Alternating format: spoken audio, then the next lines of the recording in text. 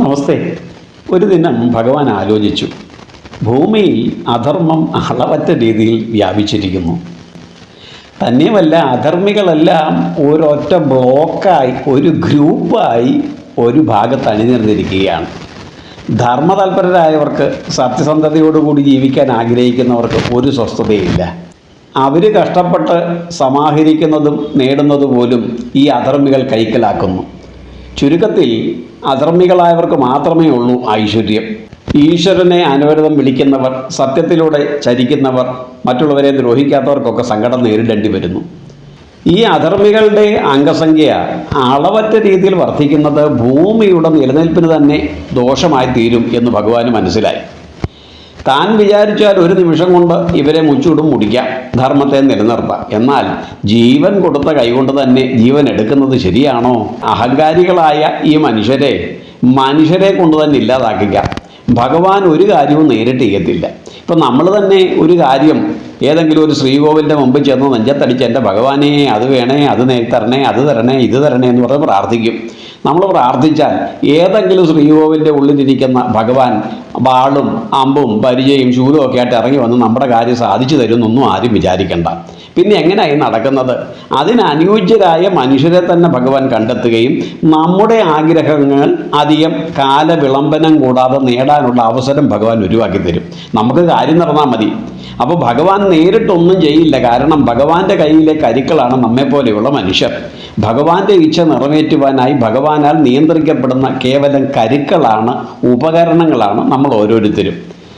അത് കൃത്യമായി തന്നെ ഭാഗവതത്തിൽ നമുക്ക് കാണുവാനും കഴിയും. ഏതായാലും ഭഗവാൻ ആലോചിച്ചു, എന്തായാലും ഒരു മാർഗമുണ്ട്.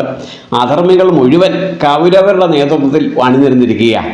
അവർക്ക് പിന്തുണ കൊടുത്തുകൊണ്ട് ജരാസന്ധനുണ്ട്, രുക്മിയുണ്ട്, ശിശുപാലനുണ്ട്, അശ്വത്ഥാമാവുണ്ട്, ഇങ്ങനെ അനവധികളായ ദുർമൂർത്തികളുണ്ട്. ഇവരുടെ ശല്യം ഭൂമിക്ക് സഹിക്കാൻ കഴിയാതെ വന്നിരിക്കുന്നു. അതുകൊണ്ട് ഇവരെ ഇല്ലായ്മ ചെയ്യണം. അതിനെന്താ മാർഗമുണ്ട്. ഇവരുടെ ബന്ധുമിത്രാദികളെ കൊണ്ട് തന്നെ ഇവരെ തമ്മിൽ തല്ലിക്കാം. ക്ഷമയോടുകൂടി, സഹനത്തോടുകൂടി, നിശബ്ദരായി എല്ലാം സഹിച്ച് കിട്ടുന്നത് മാത്രം കഴിച്ച് സ്വസ്ഥതയോടുകൂടി കഴിഞ്ഞ പാണ്ഡവരെ ഭഗവാൻ തൻ്റെ മായാ പ്രവാഹത്താൽ, ഉജ്ജ്വലകരമായ ഉത്തേജനത്താൽ ഉത്തേജിപ്പിച്ച് അവരെ കർമ്മനിപുണരാക്കുന്നു. ക്ഷാത്രവീര്യം, അവരിലെ ക്ഷത്രിയ വീര്യത്തെ ഭഗവാൻ ഉണർത്തുന്നു. തുടർന്ന് അവരെ പോർക്കളത്തിലേക്ക് ഭഗവാൻ എത്തിക്കുന്നു. ഒടുക്കം കൗരവരും പാണ്ഡവരുമായി അതിബൃഹത്തായ യുദ്ധം നടക്കുന്നു. അന്ന് ഭാരതഭൂമിയിൽ ആകെ ഉണ്ടായിരുന്നത് 18 അക്ഷൗഹിണികളായിരുന്നു. ഇത് 11 അക്ഷൗഹിണിയുടെയും പിന്തുണ കിട്ടിയത് ആർക്കാ? ധർമ്മികളായ പാണ്ഡവർക്കല്ല, മറിച്ച് അധർമ്മികളായ കൗരവന്മാർക്ക്. അപ്പം ഈ അധർമ്മികളെ പിന്തുണയ്ക്കുന്നവരുടെ എണ്ണം അളവറ്റ രീതിയിൽ വർദ്ധിക്കുമെന്നത് ഇപ്പോൾ മാത്രമുള്ള സ്വഭാവമല്ല, പണ്ടേ ഉള്ളതാണ്. അല്ലെങ്കിൽ ഭഗവാൻ അത് വളരെ മുമ്പേ തന്നെ നമുക്ക് കാട്ടിത്തരുന്നു. ഒരു നല്ല കാര്യം ചെയ്യാൻ പോയാൽ പിന്തുണയ്ക്കുന്നവരുടെ എണ്ണം 100-ൽ 5-ഉം, ഇല്ലായ്മ ചെയ്ത് അപവാദം പറഞ്ഞ് നാശകോശ കോടാലിയിലേക്ക് എത്തിക്കാൻ 100 പേരും കാണും. 100:5 എന്ന രീതിയിലാണ് ധർമ്മത്തിൻ്റെയും അനുപാതം.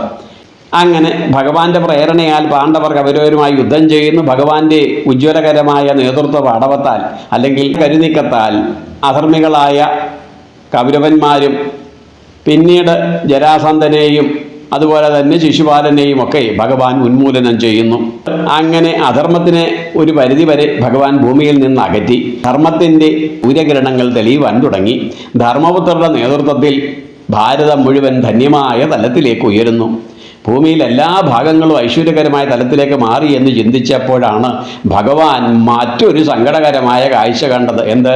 ബാക്കി എല്ലായിടവും ധർമ്മവും സത്യവും നീതിയൊക്കെ പുനഃസ്ഥാപിച്ചു. ഇപ്പോൾ അധർമ്മം മുഴുവൻ തൻ്റെ ഗോത്രത്തിലും തൻ്റെ സമൂഹത്തിലുമാണ് എത്തപ്പെട്ടിരിക്കുന്നത്. എന്തിന്?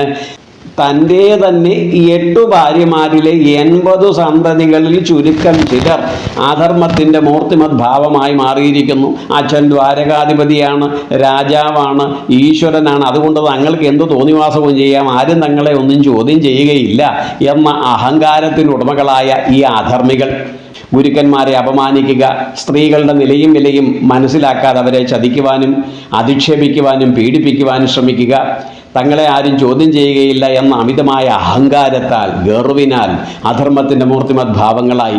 തൻ്റെ സന്തതികളുടെ ഈ പ്രവൃത്തി കണ്ടപ്പം ഭഗവാൻ ചിന്തിച്ചു, നേരത്തെ ചിന്തിച്ചതുപോലെ ഇവന്മാരെ എല്ലാം ഒരു നിമിഷം കൊണ്ട് എനിക്ക് ഇല്ലാതാക്കാം. പക്ഷെ അത് ശരിയല്ലല്ലോ.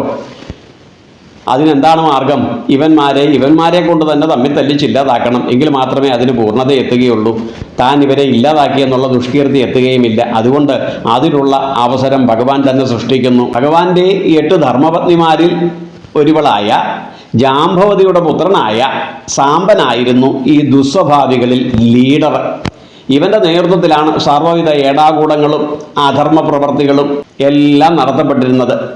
അച്ഛൻ്റെ അത്യുന്നതമായ പദവിയും കഴിവും ഉപയോഗിച്ചുകൊണ്ട് അധർമ്മത്തെ നയിച്ചത് മുഴുവൻ സാമ്പനായിരുന്നു. അഹങ്കാരത്തിൻ്റെ മൂർത്തിമത് ഭാവമായിരുന്നു സാമ്പൻ. ഏടാകൂടങ്ങളിൽ ചെന്ന് ചാടുക, മര്യാദയും ധാർമ്മികപരവും അല്ലാത്ത രീതിയിൽ മറ്റുള്ളവരെ അധിക്ഷേപിക്കുക, ചെയ്യാവുന്നത്ര ദ്രോഹങ്ങൾ ചെയ്യുക, ഇതൊക്കെ ആയിരുന്നു സാമ്പൻ്റെ സ്വഭാവം. കാഴ്ചയ്ക്ക് ഭഗവാന് തുല്യം സൗന്ദര്യത്തിൻ്റെ ഉടമയായിരുന്നു. ഭഗവാൻ ശ്യാമവർണ്ണനായിരുന്നുവെങ്കിൽ സാമ്പൻ അഗ്നിവർണ്ണനായിരുന്നു. വളരെ മനോഹരമായ രൂപലാവണ്യത്തിന് ഉടമയായിരുന്നു സാമ്പൻ. ഇവൻ്റെ പിന്തുണയായി ആ പ്രദേശത്തെ ഒരു പറ്റം ആളുകളും ഇവനോടൊപ്പം കൂടി. കാരണം ഇവനോടൊപ്പം കൂടി എന്ത് ചെയ്താലും ആരെയും പേടിക്കണ്ട, ആരും ഒന്നും പറയില്ല. ഇങ്ങനെ അധർമ്മത്തിൻ്റെ ചട്ടുകങ്ങളായി അല്ലെങ്കിൽ അതിൻ്റെ പ്രത്യക്ഷ രൂപങ്ങളായി ഇവർ മാറുന്നത് കണ്ടപ്പോൾ ഇവരുടെ അഹങ്കാരത്തിന് അറുതി വരുത്തണം, ഭൂമിയുടെ അസ്വസ്ഥതയ്ക്ക് ശമനമുണ്ടാക്കണം, ഇല്ലെങ്കിൽ ഭൂമിദേവി ആകെ സങ്കടയത്തിയാകും, താനായിട്ട് അതിനുള്ള അവസരം ഒഴിവാക്കാൻ പാടില്ല എന്ന് മനസ്സിലാക്കിയ ഭഗവാൻ എന്താണ് അതിനൊരു പോംവഴി എന്ന് ആലോചിക്കുന്നു. ഭഗവാനാണോ പോംവഴിക്ക് വഞ്ഞം? ഈ ദൗത്യം ഏൽപ്പിക്കാനായി ഭഗവാൻ കണ്ടെത്തിയത് 11 ഋഷിപ്രവരന്മാരെയാണ്. ഈ 11 ഋഷിപ്രവരന്മാരെ ഉപകരണമാക്കിക്കൊണ്ട് ഭഗവാൻ യാദവകുലത്തെ മുച്ചൂടും മുടിക്കുവാൻ തീരുമാനിച്ചു.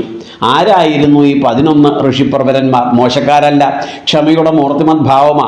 ഈ 11-ൽ ഒരാളെ ഉള്ളൂ അല്ലറയില്ലറ കോപത്തിൻ്റെയും ക്ഷിപ്രകോപത്തിൻ്റെ ഉടമ ദുർവാസാവ്. ബാക്കി 11 പേരും ക്ഷമയുടെ മൂർത്തിമത് ഭാവങ്ങളാണ്. ആരൊക്കെയാണെന്ന് നമുക്ക് നോക്കാം. വിശ്വാമിത്രൻ, അസിതൻ, കണ്ണൻ, ദുർവാസാവ്, ഭൃഗു, അങ്കിരസ്, കശ്യപൻ, അത്രി, വാമദേവൻ, വസിഷ്ഠർ, നാരദർ. ഇങ്ങനെയുള്ള അതിപ്രഗത്ഭന്മാരും അതിപ്രശസ്തന്മാരും ആയിരുന്ന ഋഷിപ്രവരന്മാരെയാണ് ഭഗവാൻ അതിനായി കണ്ടെത്തിയ ഉപകരണങ്ങൾ. ഇവർ ഒരു ദിനം വളരെ പ്രസിദ്ധമായ പിണ്ഡാരക തീർത്ഥ സ്നാനത്തിനായി ഒരുമിച്ചെത്തുന്നു. ഇവർ ഈ 11 പേരും പിണ്ഡാരക തീർത്ഥ സ്നാനത്തിനായി പോയപ്പോൾ ആ കാഴ്ച കണ്ടുകൊണ്ട് സാംബവാദികളും അനുചരന്മാരും നിൽക്കുന്നുണ്ടായിരുന്നു. ഈ താടിയും മുടിയും ഒക്കെ നീട്ടി വളർത്തിയ ഈ ഋഷിപ്രവരന്മാരെ കണ്ടപ്പോൾ പരമമായ പുച്ഛമാണ് സാമ്പാദികൾക്ക് തോന്നിയത്. ഭഗവാന്റെ മകനെന്ന് പറഞ്ഞിട്ട് കാര്യമില്ലല്ലോ. വിനാശകാലേ വിപരീത ബുദ്ധി. അഹങ്കാരം അങ്ങനെയാണല്ലോ. നമ്മുടെ ചില സന്തതികൾക്കും അങ്ങനെ. അച്ഛൻ നല്ല കഷ്ടപ്പെട്ട് ബുദ്ധിമുട്ടിയൊക്കെ വളർത്തും, പക്ഷെ അതിനെപ്പറ്റിയുള്ള ചിന്തയില്ലാതെ വിവേകമില്ലാതെ അച്ഛൻ്റെ പദവിയെയും അച്ഛൻ്റെ നിലയെയും വിലയെയും ദുരുപയോഗം ചെയ്യുന്ന ചില സന്തതികൾ സമൂഹത്തിൽ ഉണ്ടാകാറുണ്ട്. ഏതായാലും ഈ ഋഷിപ്രവരന്മാരെ കണ്ടപ്പം ഇവരെ ഒന്ന് പറ്റിക്കണം, ഇവരെ ഒന്ന് അധിക്ഷേപിക്കണം, ഇവരത്ര കേമന്മാരൊന്നും അല്ല, മരമണ്ടന്മാരാണ് എന്ന് ഈ സമൂഹത്തിനൊന്ന് ബോധ്യപ്പെടുത്തണം. അതിനുമപ്പുറം ഇവർക്ക് തന്നെ ഒന്ന് ബോധ്യപ്പെടുത്തണം, ഇവർ വലിയ ജ്ഞാനികളൊന്നും അല്ല, ത്രികാല ജ്ഞാനികൾ എന്നൊക്കെയാണ് പറയുന്നത്, വെറും വിഡ്ഢികൾ, മറ്റുള്ളവരെ പറ്റിക്കാൻ നടക്കുക. അത് ഇവന്മാരെ തന്നെ ഒന്ന് ബോധ്യപ്പെടുത്തണം എന്ന അധാർമികവും ഒരിക്കലും ചെയ്യുവാൻ പാടില്ലാത്തതുമായ ദുശ്ചിന്തയോടും ദുർബുദ്ധിയോടും കൂടി ആ ഋഷിപ്രവരന്മാരെ സമീപിക്കുവാൻ തീരുമാനിച്ചു. അതിനു മുമ്പ് ഇവരെന്താ ചെയ്തതെന്നോ, ഇവർ കൂട്ടത്തിൻ്റെ ലീഡറായ സാമ്പനെ ഒരു യുവതിയുടെ രൂപലാവണ്യത്തിലേക്ക് എത്തിച്ചു. വേഷഭൂഷണാദികളും ഹാരങ്ങളും പുടവകളുമൊക്കെ ഉടുപ്പിച്ച് കാഴ്ചയ്ക്ക് ആര് കണ്ടാലും കുറ്റം പറയാത്ത രീതിയിൽ മനോഹരിയായ ഒരു സ്ത്രീയാക്കി മാറ്റി. അങ്ങനെ വേഷപ്രച്ഛന്നയായ ഒരു സ്ത്രീയുടെ രൂപം കൈക്കൊണ്ടു എന്ന് മാത്രമല്ല, ഗർഭിണിയായ ഒരു സ്ത്രീയുടെ രൂപം. ആര് നോക്കിയാലും യാതൊരു സംശയവും കൂടാതെ പറയും ഇവളൊരു ഗർഭിണിയായ തരുണീമണി തന്നെയാണ്, ഒരു സംശയം തോന്നത്തില്ല. അത്ര രീതിയിൽ കൃത്യമായി അണിയിച്ചൊരുക്കി വേഷപ്രച്ഛന്നനായ സാമ്പനെ ഒരു ഗർഭിണിയുടെ രൂപത്തിലാക്കിക്കൊണ്ട് ഈ ഋഷിപ്രവരന്മാരുടെ മുമ്പിലേക്ക് എത്തി. ഇവരെ കണ്ടു, പ്രണാമമൊക്കെ പറഞ്ഞു. ഋഷിപ്രവരന്മാർ സന്തോഷിച്ചു, തിരികെ പ്രണാമവും പറഞ്ഞു. പ്രണാമമൊക്കെ കൊടുത്തു കഴിഞ്ഞപ്പോൾ സാമ്പൻ്റെ കൂടെയുള്ള അനുചരന്മാരായ ദുർബുദ്ധികൾ ഈ ഋഷിപ്രവരന്മാരോട് ഇരു കൈകളും തൊഴുതുകൊണ്ട് വളരെ വിനയം, കൃത്രിമമായ വിനയം നടിച്ചുകൊണ്ട് ചോദിച്ചു, അല്ലയോ ത്രികാലജ്ഞാനികളായ ഋഷിപ്രവരന്മാരെ, നിങ്ങളെ കണ്ടത് മഹാഭാഗ്യം. ഇവൾ ഞങ്ങളുടെ ഒരു സഹോദരിയാണ്, ഞങ്ങൾക്ക് പ്രിയപ്പെട്ടവളാണ്. കണ്ടാൽ അറിയാമല്ലോ ഇവൾ ഗർഭിണിയാണ്. ഇവൾ ജന്മം കൊടുക്കാൻ പോകുന്ന സന്തതി ആണാണോ പെണ്ണാണോ എന്നൊന്ന് അറിഞ്ഞാൽ കൊള്ളാം. അന്നത്തെ കാലത്ത് ഈ സ്കാനിങ് സമ്പ്രദായം ഒന്നുമില്ലല്ലോ, ടെസ്റ്റിംഗ് സമ്പ്രദായം ഒന്നുമില്ല.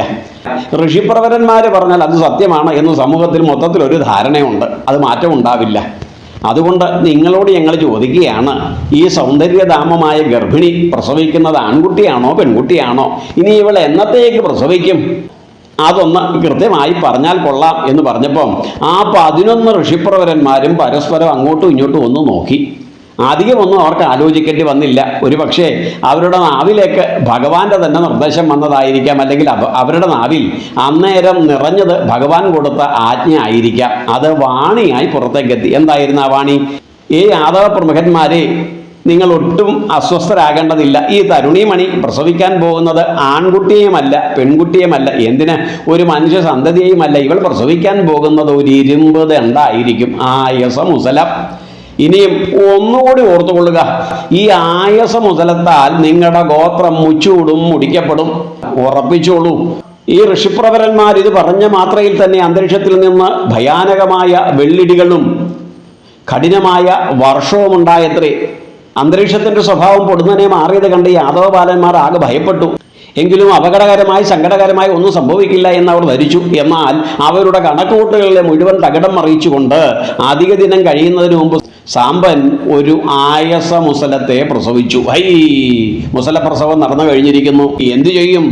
ഋഷിപ്രവരന്മാർ പറഞ്ഞത് ഫലിച്ചിരിക്കുന്നു. തമാശയ്ക്ക് ചെയ്തതാണെങ്കിലും അവരുടെ നാവിൽ നിന്ന് വീണത് യാഥാർത്ഥ്യമായിരിക്കുന്നു. അവർ പറഞ്ഞതിൻ്റെ പകുതി ഫലിച്ചിരിക്കുന്നു. അങ്ങനെയാണെങ്കിൽ അടുത്ത പകുതിയും ഫലിക്കും. ഈ മുസലത്താൽ ഈ ഗോത്രം സമൂഹം മുച്ചൂടും മുടിക്കപ്പെടും. എന്തായിരിക്കും ഇതിന് പരിഹാരം എന്ന് ചിന്തിച്ച അവർ രാജാവിനെ വിവരമറിയിക്കുന്നു. വിവരമറിഞ്ഞ രാജാവ് നന്ദനന്മാരെ ശാസിക്കുന്നു. എത്ര അഹങ്കാരികളാണ്, ധിക്കാരികളാണ്.